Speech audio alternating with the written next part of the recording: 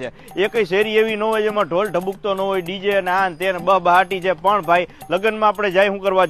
જમવાની અંદર જમણવાર સૂપ લઈ લીધું, વાર્તા પૂરી એવું નથી. ડીશ ગોતવામાં અડધી કલાક જાય છે, માથું ખંજોરતા હોય કે ડીશ ક્યાંય છે, આપણે 7-8 જણાને પૂછવું પડે અને સામે પડી હોય તોય ન દેખાય. ડીશ લઈ લીધી હોય તો ચમચી ભૂલાઈ ગઈ હોય કારણ કે એ નીચે રાખી હોય, વાટકા ઉપર રાખ્યા હોય, હા વાડે ધડ હાલે. અને વાનગી એટલી બધી હોય ને કે કઈ વાનગી લેવી ભાઈ આપણને હુઈ જ ન પડે.